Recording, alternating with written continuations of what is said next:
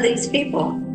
Collin, I've been reading too much about AI horrors, so I figured we should continue to do so because I think it's gonna be a problem. I mean, a little early, but there's definitely some question marks on how useful this stuff is gonna be.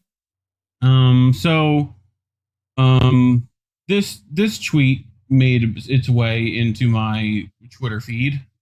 So from Just a Thought, right? It says, I have a theory that the government isn't using mass shooting events to take our guns away as much as they're conditioning us with endless narratives about shooters showing signs of violence prior to the shooting so they can manipulate us into supporting this.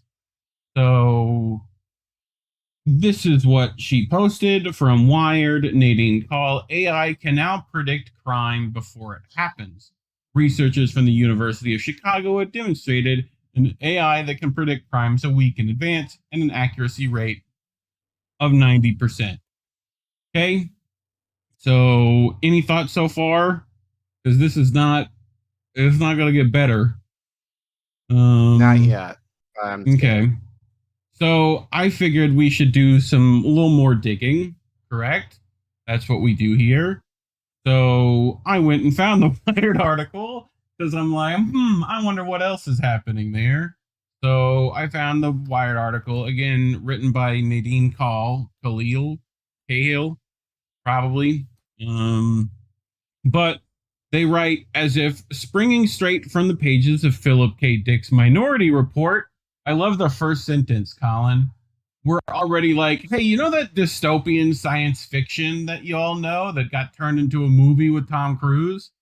Well, that's a real thing. We're doing that now. Like, that's the first sentence, pretty much. It's like they already know.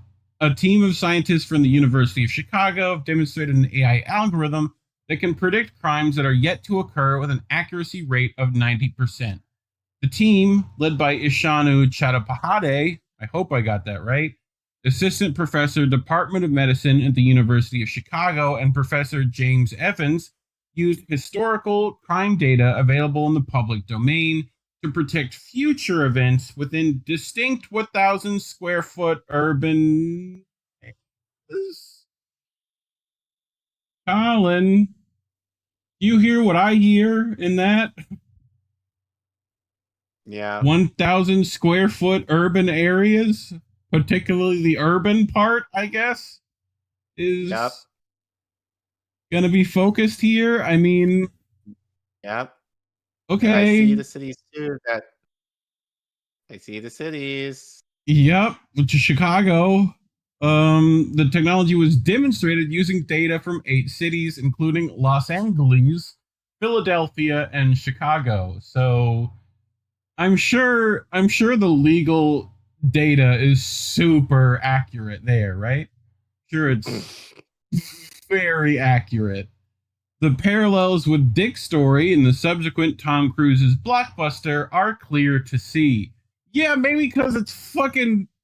What? Yeah, no, clear to see. Like, anyway. So, we discover patterns in event logs and apply these patterns to calculate risk of an event in future at specific locations. It is like if you see dark clouds, why they got to be dark, first of all, you conclude that it's going to be rain soon. Just here, the patterns, again, the dark clouds, are much more subtle and harder to recognize and reason with. Well, I know you were kind of joking. Yes, but no, I'm not. But no, but like, why would you... The dark clouds are much more... No, dude, I'll call it out. Like, you're racial profiling black people. That's what you're doing. Oh, we're letting the computer racial profile. That's what we're doing.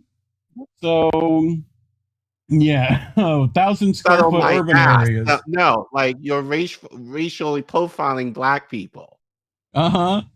Yes, off data from Philadelphia, Los Angeles, and Chicago, some of the most brutal police states out there.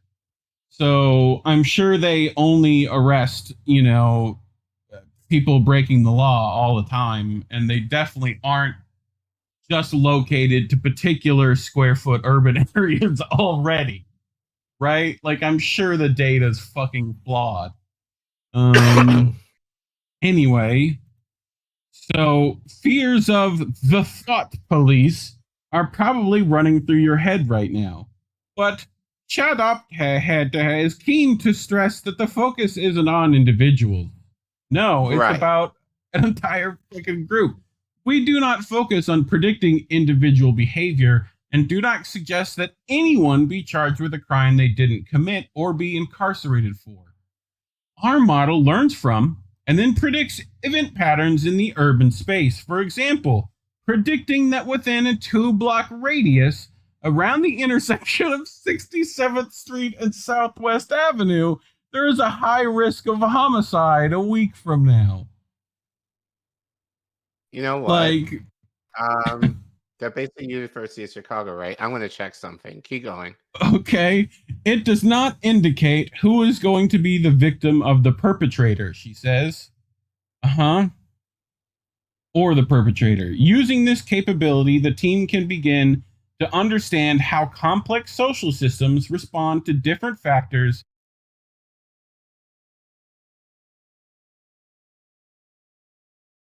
Oh, you're on mute, Reef. You With just went on mute. Well, I'm back now, though, right? Why? Testing 1, 2, 3. Yeah, you good. Cool. So, again, using this capability, the team can begin to understand how complex social systems respond to different factors within a city. For example, increasing or decreasing crime rates within certain geographical boundaries. We found that when stressed, the law enforcement response is seemingly different in high socioeconomic status areas compared to their more disadvantaged neighboring communities. It is suggested in the paper that when crime rates spike, the higher SES neighborhoods tend to get more attention at the cost of resources drawn away from poorer neighborhoods, says CashApp. So I was checking that address. Yeah. Assuming it's correct. Yeah. Guess where in Chicago it is based at? What, 67th Street and Southwest Avenue? Mm-hmm. I'm guessing it's in Chicago. South Side. Got it. Okay. Just fucking making sure we're in the South Side of Chicago. I figured. Yep. I figured when we were fucking giving exact fucking it's like, hey, y'all know where all the gangs fight? Like right there? There might be more crime there in a week. Okay. Right. Like, sure. Yeah, like this is just I just seems very upfront about it too. It's like not even subtle about it. You know? Which, in a way, I could appreciate. Yes. But at least you're hand, I'm like, fuck you for being an asshole. Right. Yeah. So it is hoped that these observations can then be used by policymakers when, for example, allocating budgets or planning policing strategies. However, CashApp was also clear on the need to avoid using the system as predictive policing, as its true strength. No, it's not predict. No, it's predictive. It's predictive. This is making me more frustrated than I think it really needs to be. I'm reading this yesterday. I knew you were gonna get fucking fired up, dude. Like, predictive, but even in the way it's like they're black or of color, therefore, right? Like we can logically assume that they're going to need more policing, right? Like it's not a matter of predictive at all. You're basing this on a bias, a racial bias at that. That you feel like, I mean, why can't they do this in a white neighborhood? Yes. You know, like make it more equitable. Like, don't just do it in the South Side of Chicago. Put it up on the North too. Like, Well, and this whole like paragraph earlier of like this, we found that when stressed, the law enforcement response is seemingly different in high socioeconomic status areas compared to their more disadvantaged neighboring communities.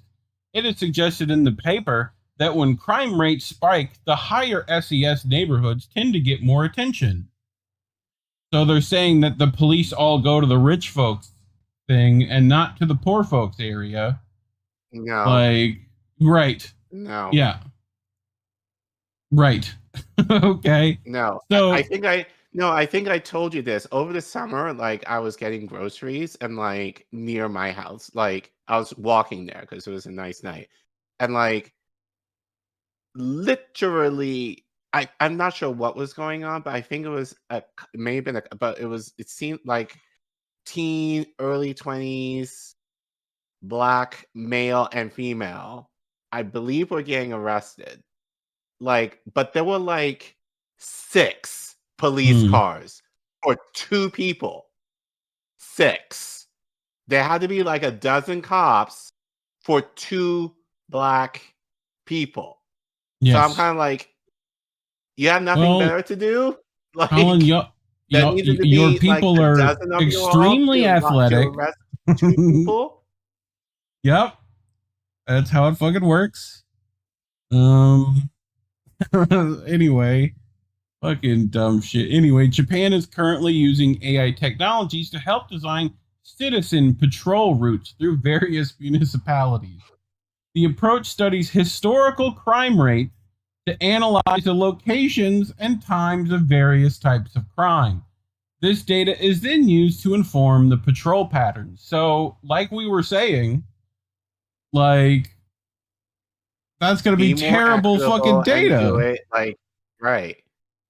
But be more equitable and put it in different areas. Here we go. However, other attempts to use historical data have proved problematic. In 2012, the Chicago Police Department used a crime and victimization risk model that was found to rely on biased data. In addition, the model was designed around an approach where crime was depicted as emerging in certain hotspots before radiating outward. This approach has both supporters and detractors, says fucking Wired. Fuck you, Wired. Like, for fucking phrasing it that way. Like, just a false dichotomy. No, it's probably a lot of detractors, huh, Wired? As an open source project, Chatoptahe says that she's happy to share the technology to ensure that it achieves widespread impact. A paper covering the team's research was published in the journal Nature of Human Behavior. Okay, so Collin, I see blue link, right, about the paper. Okay, right. What do you think I do? I clicked the link, right? Right. Page not found. Fucking page not found, Collin. So, yeah, I did look up Nature and some of their other things on AI. Let's see if I can scroll up into my things for that. AI generates covertly racist decision about people based on their, like, based on their dialect. That was one of the things Nature fucking had in here. Right? Right. And also, China and US produce more impactful AI research when collaborating together. So, okay. That's 2 of the things I saw, just in case you wanted to like see what I could find. But I did find it funny that I fucking couldn't find what they're actually talking about. But some people on Twitter weighed in, particularly none other than one of our favorites, Miss Whitney Webb, right? Another Indie Media Award honoree. So, under the last Trump administration, then AG Bill Barr legalized pre-crime prosecutions at the DOJ. In 2019, Trump called on social media to surveil users to identify would-be mass shooters before they commit any crime. I now worry that the main AI predictive policing Palantir with multiple ties to the incoming administration and the CIA or an equivalent going to be rolled out with law enforcement nationwide under the guise of addressing staff shortages and increasing efficiency. Yeah, right. AI is already being used to write policy reports and law enforcement management Really? software, like the very spooky Mark 43, and is already widely used by police departments, several of which have trialed Palantir's predictive policy functionality. Oh, These God. AIs are not 90% accurate. Remember that was the thing, right? So absolutely less. But even if you believe those metrics, how do the erroneously targeted 10% explain their innocence for a crime that hasn't ever happened? Don't fall for the convenience and efficiency sales pitches. AI pre-crime is the end of liberty. So, any questions so far? No, and actually that kind of makes a whole lot of sense in terms of trying to solve the cop problem, in terms of like in a lot of cities, like I could say in DC, you know, like there were at a shortage. So like you know, there were like our mayor was giving perks to cops that she wouldn't give to anybody else, like teachers who I argue would need it as much, if not more. In order to enroll more police. Like, I mean, they're already like getting more money generally. And now they're going to have AI to essentially do the work for them to kind of fill in the gaps. And of course, it's going to be used primarily in the low income neighborhood, where people have been making the argument for years that the problem isn't police in terms of, you know, needing more to solve crime. The issue is poverty. Like, deal with the economics of the problem, and you'll have better results, which no one wants to talk about. No. How dare you make sense? How dare you? So Whitney posted this article, which I've linked down in the doobly-doo. So go read the full thing.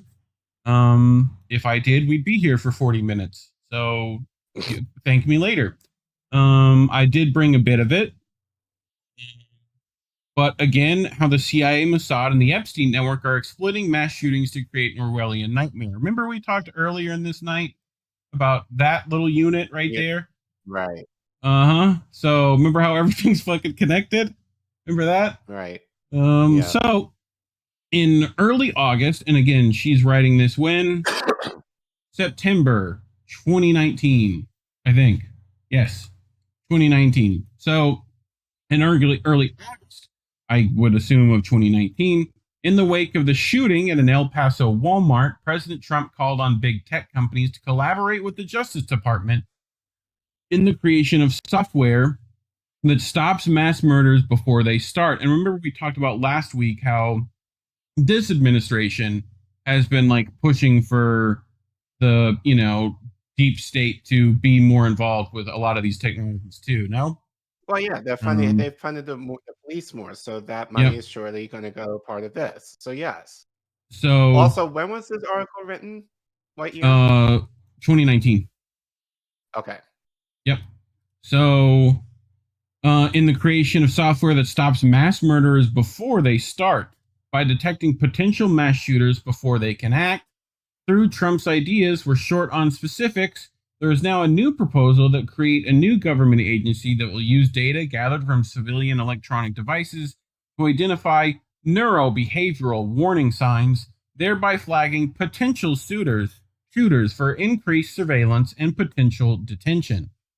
This new agency, as proposed by the foundation led by former NBC Universal President and Vice Chairman General Electric Robert Wright, would be known as the Health Advanced Research Project Agency, also known as HARPA, and would be modeled after the Defense Advanced Research Project Agency, aka DARPA.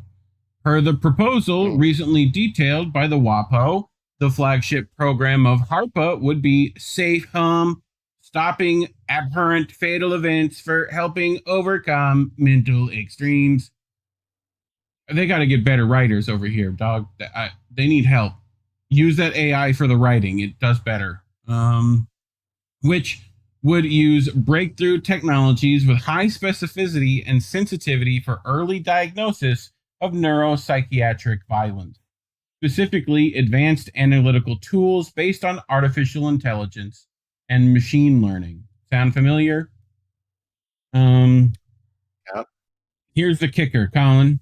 The program would cost an estimated $60 million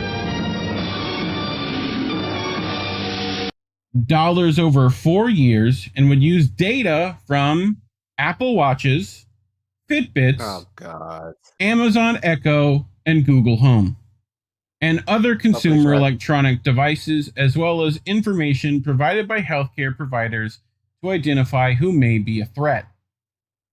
So I need to get rid of my Apple Watch and my Google. Everyone needs to get rid of everything. You're not the only one. So, like, the WAPO reported that Trump has reacted very positively to the proposal and that he was sold on the concept.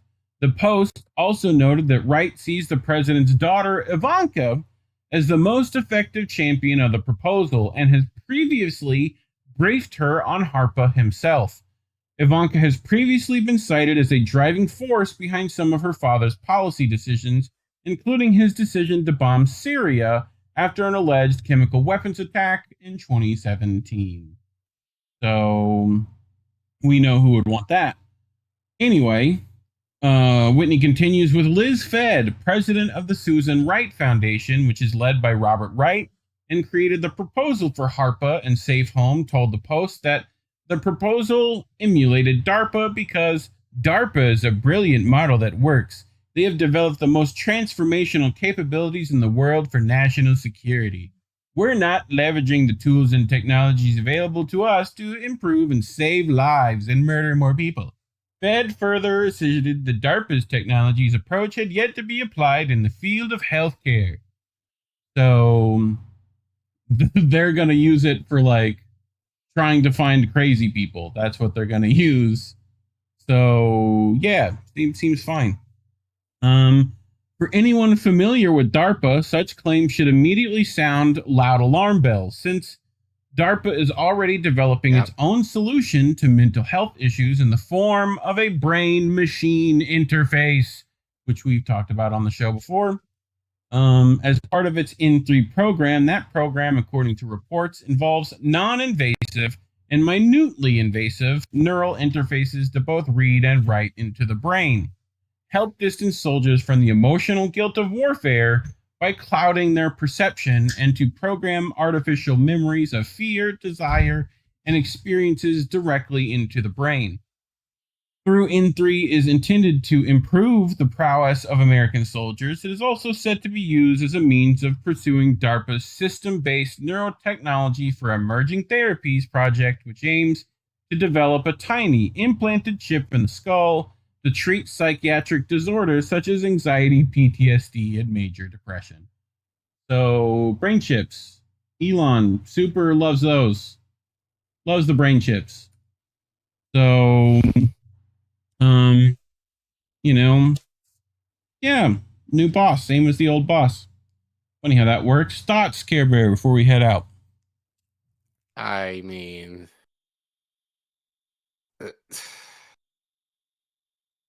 we're fucked. Yes, we fucking are, for sure. I mean, Jesus but again, Christ. I said it in the last segment, it's not like we're fucked. It's not like Democrats have done anything to kind of prevent any of this. If anything, they've been all Republicans are doing is that they're wrapping up what Democrats have been doing the last 4 years. Yeah, they're gonna get it done. That's what it sounds like to me. Like, so yeah, it's just bad all around. But the idea of using justify racial profiling, I think, is just ridiculous. And yes, and And the sad thing is, I know there are going to be people even in DC that are going to be for it, cheering this. So, yeah, they're like, "Oh yeah, this is great, great idea." Fucking idiots. So, yeah. So yeah. Needless to say, I'm not happy, but to be expected. Yes. Yes. Well, talking about these things, why we're demonetized, scan that QR code on your screen, go to the little link in the description below while you still can. We appreciate the financial support, but if you can't, like and subscribe, hit the share button, send this to your friends, scare them, make them not be able to sleep at night. Leave a comment. Let us know how bad you think this is going to get. Otherwise, thanks for watching.